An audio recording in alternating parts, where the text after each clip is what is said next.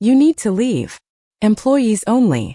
The words cracked across the polished glass entrance of Carter Dynamics just after 8:12 on a cool Monday morning in downtown Chicago, loud enough to make conversations stop and coffee cups pause halfway to waiting hands. The security supervisor stood with his shoulders squared and his expression already decided, looking at the tall black man in a charcoal polo, faded blue jeans, and well-worn brown shoes as though he had wandered into the wrong building by mistake. The man didn't argue. He didn't raise his voice. He simply stopped walking, looked at the revolving doors reflecting the skyline behind him, and offered the smallest nod, almost as if he had expected this exact moment before ever stepping onto the sidewalk. Around them, employees streamed through the entrance with badges swinging from their necks, barely noticing at first, until the supervisor extended one arm across the doorway. I said this area isn't open to the public. A receptionist behind the marble desk glanced up, then exchanged an amused smile with the facilities manager standing nearby. Someone whispered that the visitor must have the wrong address. Another guessed he was looking for a delivery entrance around the corner. Nobody asked his name. Nobody asked why he was there. They only looked at his clothes, his calm expression, and the absence of an expensive suit, then quietly filled in the rest of the story with assumptions. The man rested one hand lightly on the strap of a simple leather messenger bag and let the silence grow. His name was Marcus Carter. At 47 years old, he had built Carter Dynamics from a rented warehouse with 3 folding tables into one of the fastest-growing technology companies in America. Yet this morning he had intentionally left behind the tailored suits, the chauffeured SUV, the executive assistant, and every visible symbol of success. He wanted to see what remained when status disappeared, and only character was left to speak for itself. The answer, it seemed, had arrived before he even reached the lobby. "Sir, I'm going to need you to step aside," the supervisor repeated, firmer this time. "Real employees are trying to get inside." A few feet away, a young woman carrying a laptop slowed her pace. She looked from Marcus to the company logo stretching across the 30-foot wall behind reception, then back again, uncertainty briefly crossing her face before she continued walking. The lobby itself remained immaculate, sunlight pouring through towering windows and bouncing across polished stone floors, but the atmosphere no longer felt welcoming. It felt charged, as though every quiet glance carried invisible weight. Marcus studied the faces around him without resentment. He had seen those expressions before. 23 years earlier, when he walked into his first investor meeting wearing the only blazer he could afford, someone had mistaken him for maintenance and handed him a mop closet key instead of a conference room badge.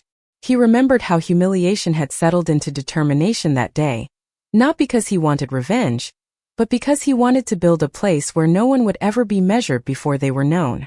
Standing outside the headquarters that now bore his own family name in steel letters 3 stories high, he wondered whether somewhere along the journey, the company had forgotten the lesson that started it all.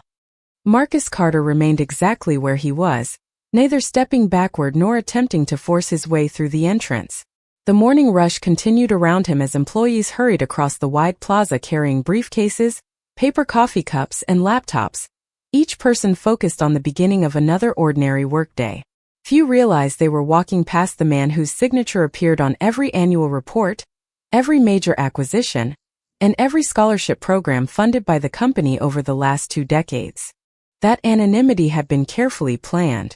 Marcus had left his custom suits hanging in his closet, parked his usual vehicle several blocks away, and chosen to arrive on foot carrying only a weathered leather messenger bag that had traveled with him since the earliest days of the business. It reminded him of a time when every client meeting mattered, every dollar counted, and respect had to be earned one conversation at a time. He believed leadership was not measured inside executive conference rooms, but at front doors, reception desks, security checkpoints, and break rooms where policies quietly became culture. If people were treated with dignity in those places, the company was healthy. If they were judged before being heard, no quarterly profit could hide the damage. The security supervisor folded his arms, convinced silence meant surrender. Instead, Marcus simply observed. He noticed a maintenance employee receiving a warm greeting from another guard at a side entrance.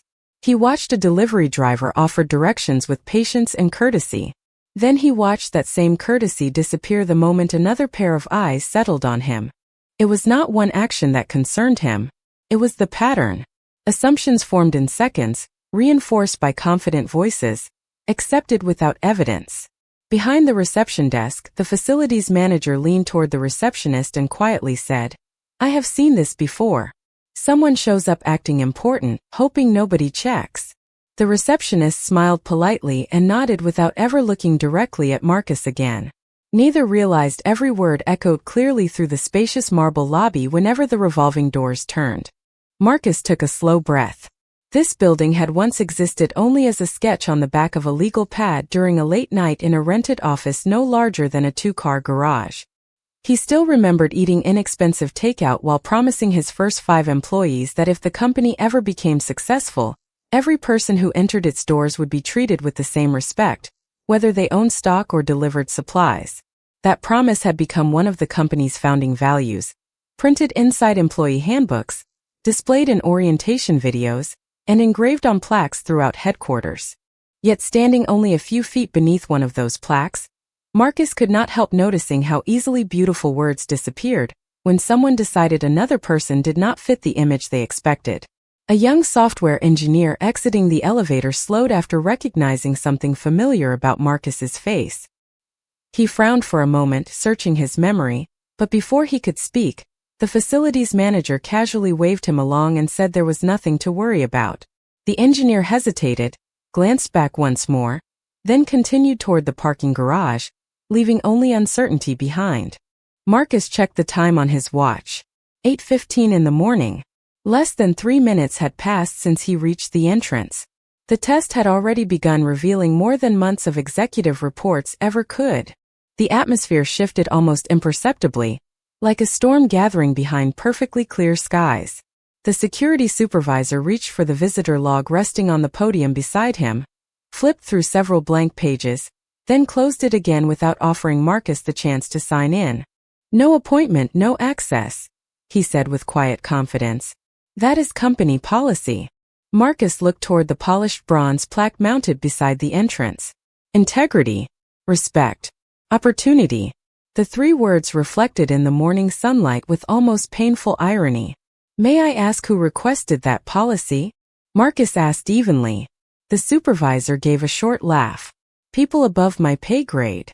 Before Marcus could respond, the facilities manager stepped forward, adjusting the sleeves of his expensive navy jacket as though preparing to resolve an inconvenience.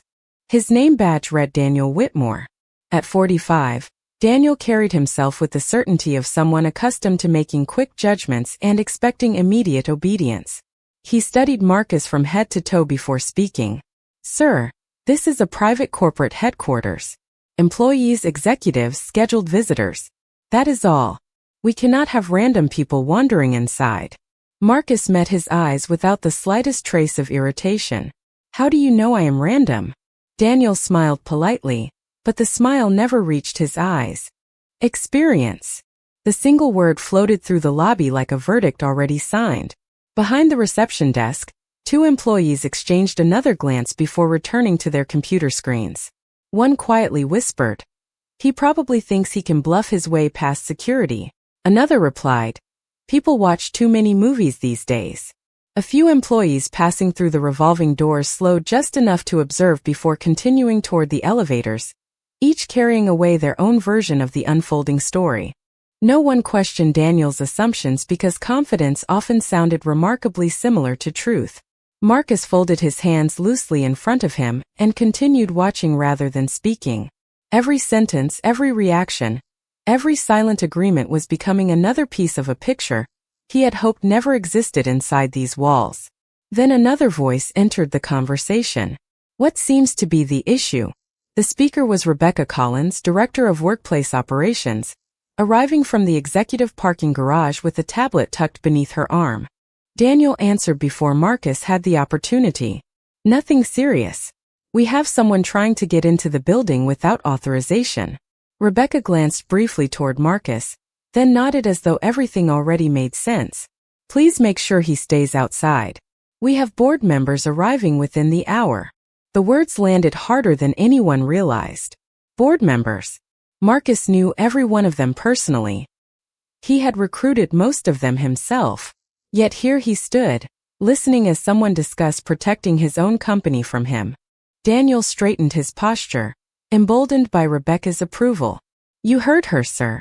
There is nothing for you here today." Marcus remained calm. "You are absolutely certain about that?" Daniel answered immediately. "Completely." Across the lobby, a young analyst waiting for the elevator looked up from his phone after hearing Marcus's voice. Something about it stirred a distant memory from orientation videos shown during his first week with the company. He narrowed his eyes, trying to place the familiar face, but before the thought could fully form, the elevator doors opened and the moment slipped away. Marcus noticed the hesitation but said nothing. Silence, he had learned long ago, often revealed far more than confrontation ever could. Around him, conversations resumed, keyboards clicked, phones rang, and the headquarters appeared to continue its ordinary Monday morning. Yet beneath the polished routines, another reality was quietly exposing itself, one assumption at a time. As the minutes passed, the circle of quiet observers continued to grow without anyone realizing they had become part of something much larger than a simple disagreement at the front entrance. Employees slowed their pace as they crossed the lobby, pretending to check messages while stealing curious glances toward the man who still stood calmly outside the security gate. Marcus had not raised his voice once. He had not argued. He had not demanded special treatment. Yet somehow his composure unsettled the people challenging him far more than anger ever could. Daniel Whitmore folded his arms again, interpreting Marcus's silence as stubbornness instead of confidence. "You are making this more difficult than it needs to be," he said. "There is nothing to gain by standing here." Marcus answered with the same measured tone he had maintained since arriving. "Sometimes you learn the most by standing still." Daniel frowned, clearly unsure what to make of the response. Behind the reception desk, another employee quietly chuckled before returning to her computer, but someone else was no longer laughing. Olivia Brooks, a 24-year-old management trainee completing her first month at headquarters, had just stepped out of a conference room carrying orientation materials for a leadership workshop. As she approached the lobby, her eyes settled on Marcus almost by accident. She stopped walking. She had seen that face before. Not in person, but somewhere inside the orientation videos every new leadership trainee was required to complete during their first week. The memory lingered just beyond reach. She looked toward the large company portrait wall where framed photographs of major milestones stretched across 3 decades of corporate history.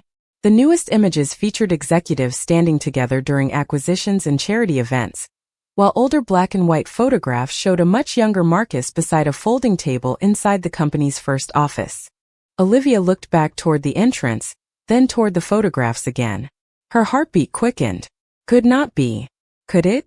She stepped closer to the reception desk and quietly asked, "Daniel, did anyone verify who he is?"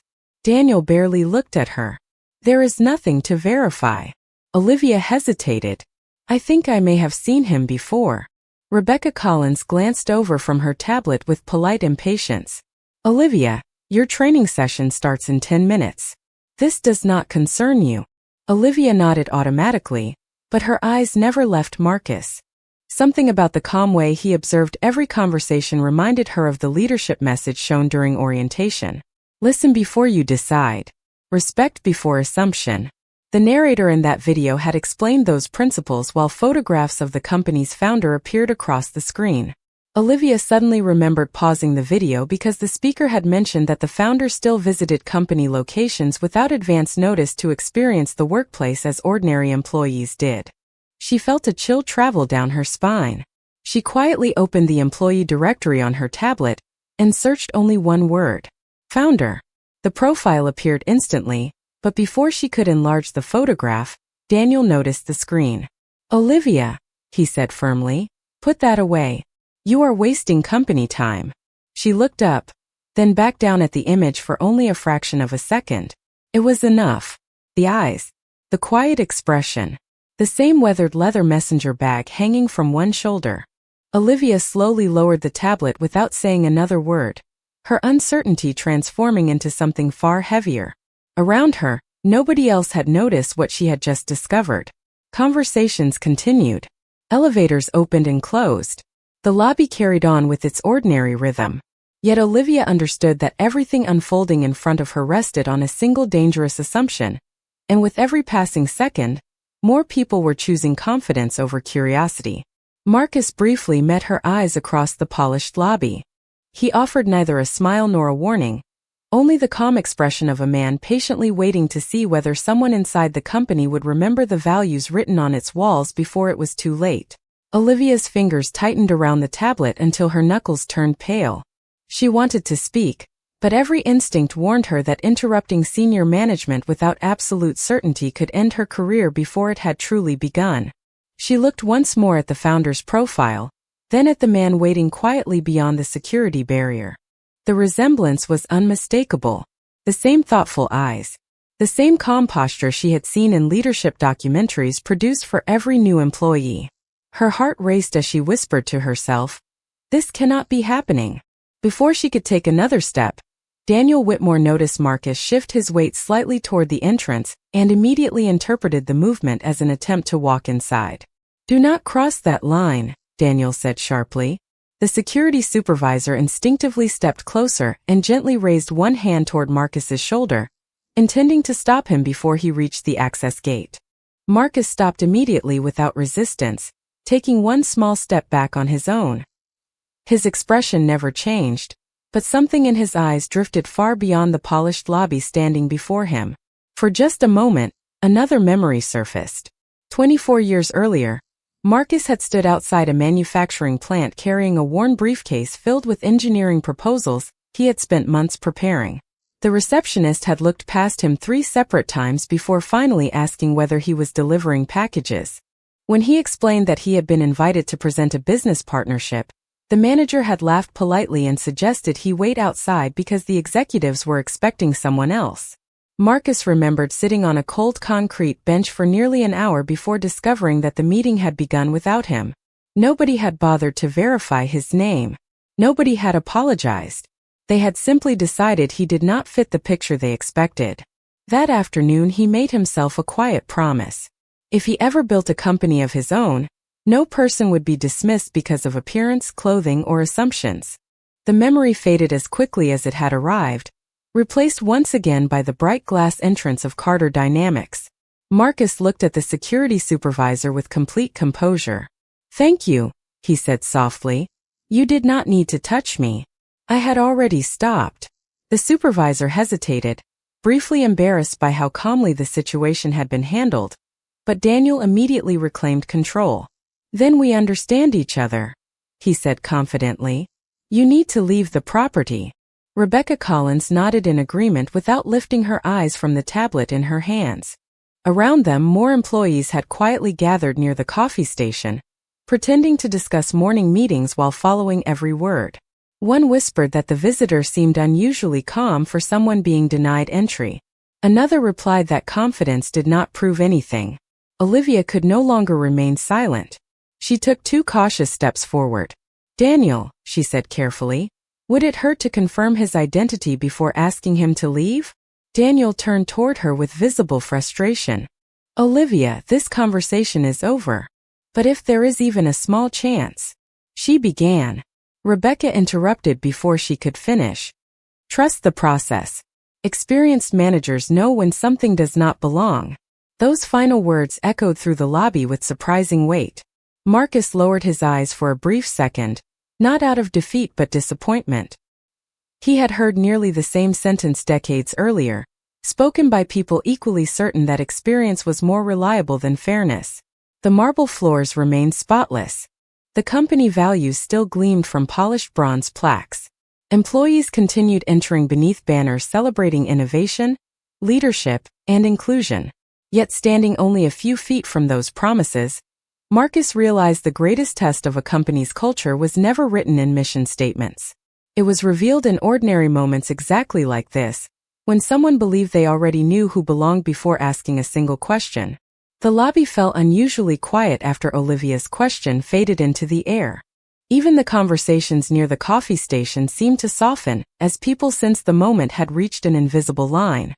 Marcus looked around the headquarters one slow time, taking in the glass walls, the polished stone, the company logo stretching across the reception area. and the employees who still believed they were watching an ordinary security incident. Then he nodded almost imperceptibly, as though a decision had finally been made. Without another word, he reached into the weathered leather messenger bag resting at his side and removed a simple black smartphone. Daniel Whitmore folded his arms with a satisfied smile. "Finally calling someone to pick you up?" he asked. A few quiet laughs floated across the lobby. Marcus ignored them completely.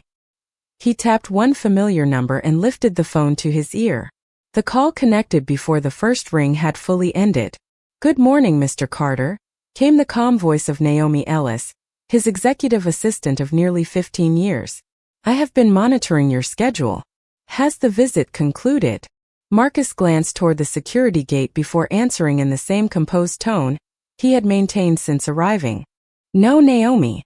We have reached the point where observation is no longer enough. Initiate Protocol Black." There was no surprise on the other end of the line. "Understood," Naomi replied immediately. "Confirming Protocol Black. Corporate legal, human resources, executive security, ethics compliance, and the chairman's office will be notified simultaneously. Audit logging begins now." "Thank you," Marcus answered. "Record everything from 8:12 this morning until further notice." "Already in progress," Naomi replied. "Live documentation has started. Internal access history, security camera footage, badge activity, and employee communications are being preserved."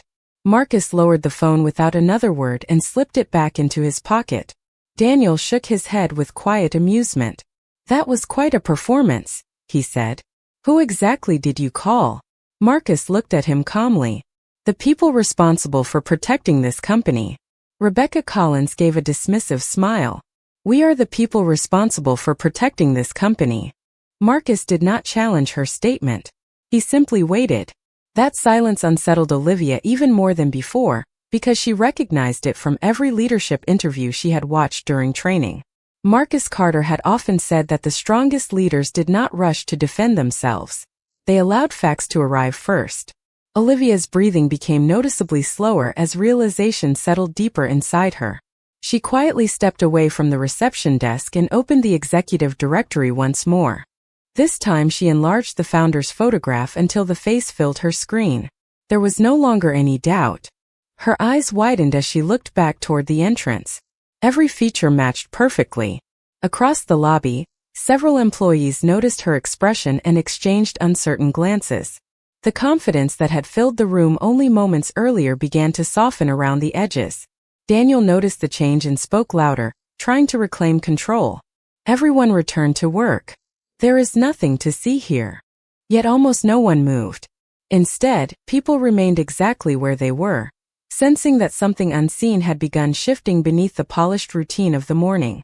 Marcus stood perfectly still, hands relaxed at his sides, offering no explanation and making no attempt to reveal his identity. He had not come to win an argument. He had come to measure the distance between the company's written values and the choices its leaders made when they believed no one important was watching. Somewhere far above the lobby, inside executive offices that overlooked the Chicago skyline, encrypted notifications began appearing one after another on secure screens, each carrying the same priority level, the same timestamp, and the same unmistakable subject line: Protocol Black activated. No one noticed the first change because it happened without sound. A small status light beside the executive elevator shifted from its usual soft blue to a steady white. Then another indicator illuminated above the reception desk. Moments later, monitors mounted throughout the lobby briefly faded to black before displaying the Carter Dynamics corporate seal. Employees looked up from their conversations, puzzled by the unexpected interruption. Daniel Whitmore frowned toward the nearest screen. "What is information technology doing now?" he muttered. Rebecca Collins reached for her tablet, expecting to find a scheduled maintenance notice, but instead her inbox began filling with high-priority alerts she had never seen before. Each carried the same digital signature and the same instruction: executive operations override in progress. She refreshed the screen twice, convinced it had to be an error. It was not. Across the lobby, Olivia felt her pulse quicken as she watched the building itself begin responding to something invisible. Marcus remained exactly where he had been since arriving, his expression unchanged, his attention fixed not on the people surrounding him but on the security gate standing quietly between him and the headquarters he had built. Daniel forced a confident smile. "Looks like somebody scheduled a software update," he joked, hoping the uneasy silence would disappear. Nobody laughed this time. Marcus slowly reached into the inside pocket of his messenger bag. Every pair of eyes followed the movement. Daniel instinctively straightened his posture. Rebecca lowered her tablet. Even the security supervisor stopped glancing toward the entrance doors. Marcus withdrew a simple matte black access card with no company logo on the front, only a small silver line running across one edge. It looked almost ordinary, yet unlike every employee badge hanging around the lobby, it carried no photograph, no department title, and no visible identification number. Daniel shook his head dismissively. "That card will not help you," he said. "Only employees can activate this system." Marcus looked at the access reader mounted beside the executive entrance. Without a word, he walked toward it.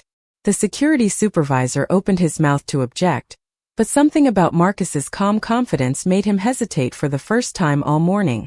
Marcus stopped in front of the scanner and gently placed the black card against the reader. For less than a second, nothing happened. Then a clear electronic tone echoed through the lobby. One short confirmation chime. The access reader illuminated brilliant white. Every security lock surrounding the executive entrance disengaged simultaneously, with a series of quiet clicks. Above the reception desk, the largest display screen refreshed once more. The Carter Dynamics logo dissolved into a single line of text displayed in bold silver letters across a deep black background.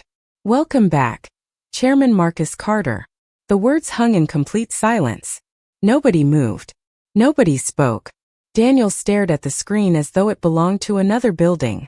Rebecca slowly lowered her tablet, her face losing every trace of certainty. The security supervisor instinctively stepped backward from the entrance he had been guarding only moments earlier. Olivia closed her eyes briefly, not because she was surprised anymore, but because the truth she had recognized minutes ago had finally become impossible for everyone else to deny. Employees throughout the lobby turned from the screen to Marcus and back again, each expression changing from curiosity to disbelief. The realization spread quietly from one face to another like sunlight moving across glass. Marcus looked toward Daniel with the same calm composure he had shown since the first greeting outside the doors. His voice remained steady, almost gentle. "You refused to ask who I was," he said. "That was never the real problem." He let the silence settle before finishing the thought. "The real problem was how confidently you decided who belonged before asking a single question." The silence that followed felt heavier than any speech could have been. Employees who had been whispering only moments earlier now stood completely still, staring at the display above the reception desk as though waiting for someone to explain away what they had just witnessed. No explanation came. Instead, another notification appeared across every corporate monitor. Executive security response confirmed. Daniel Whitmore swallowed hard, instinctively reaching for the identification badge hanging around his neck. Rebecca Collins looked down at her tablet again, but the screen had changed. Every administrative function she normally controlled had become read-only. A single message occupied the center of the display. "Temporary executive restriction in effect. Please await further instructions." Before either of them could speak, the executive elevator doors opened with a soft chime. 3 members of corporate security stepped into the lobby, dressed in dark business suits instead of traditional security uniforms. Their expressions were calm, professional, and entirely focused. Leading them was Executive Security Director Michael Lawson, a man many employees had only seen during shareholder meetings. He walked directly toward Marcus, stopped a respectful distance away, and nodded. "Good morning, Mr. Carter," he said clearly enough for the entire lobby to hear. "Protocol Black has been fully activated.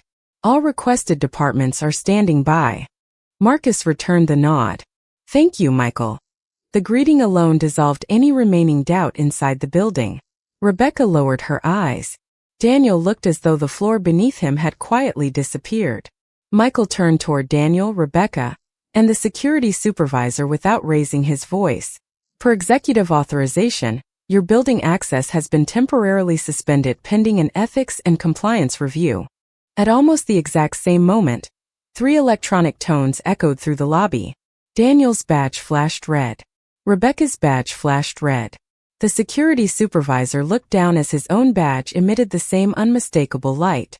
Around the lobby, employees exchanged stunned glances as each access credential automatically deactivated inside the company system.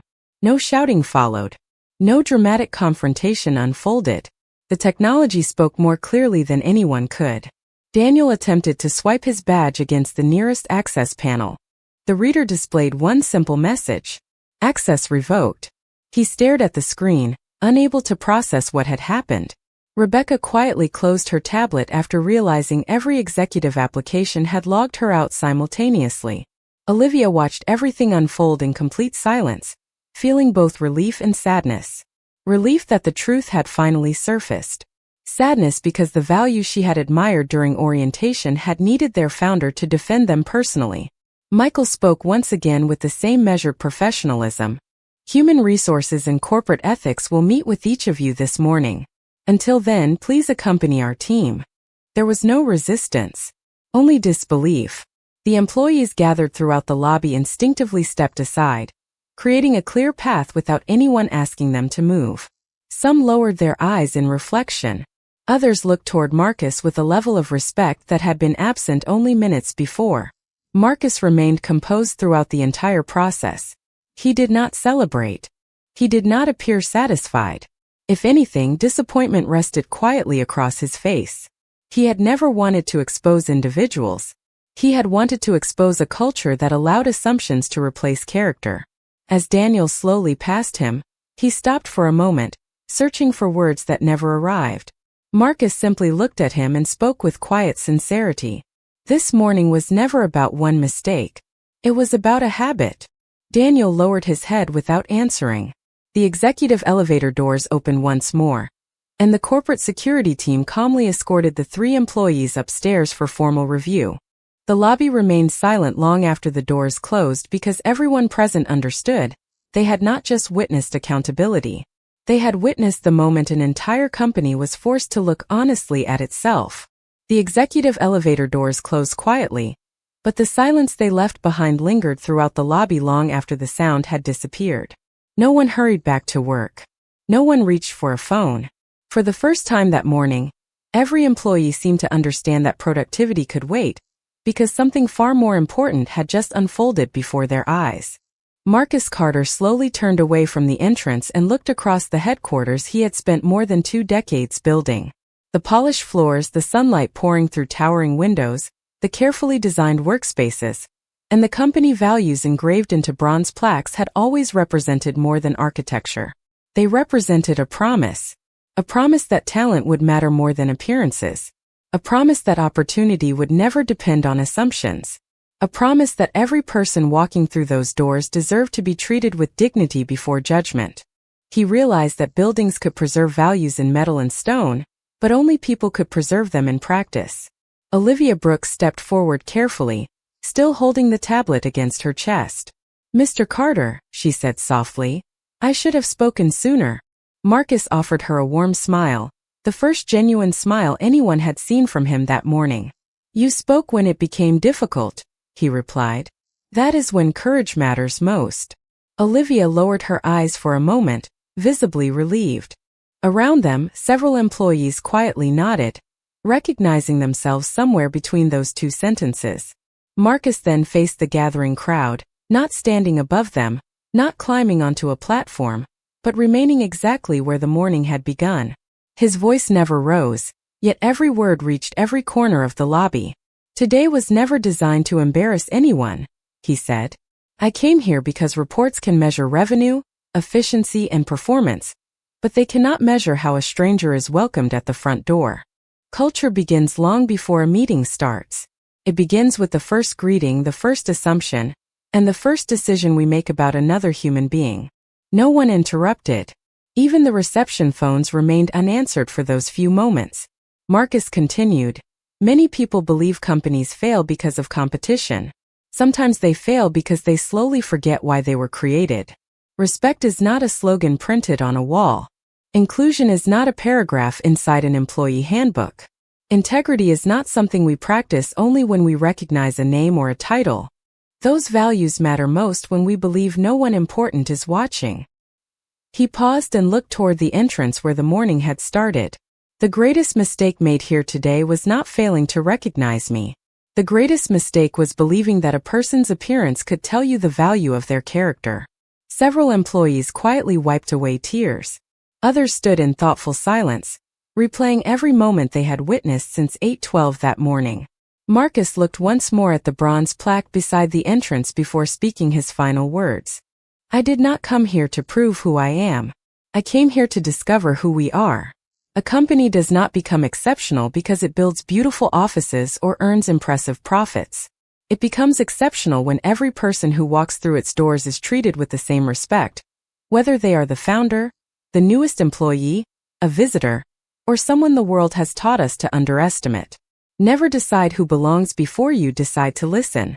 With that, he placed the black access card back into his messenger bag and walked calmly through the executive entrance as employees instinctively stepped aside, not because of his title, but because they finally understood the standard he had expected from the very beginning. Behind him, the morning resumed, but nothing inside Carter Dynamics would ever feel quite the same again.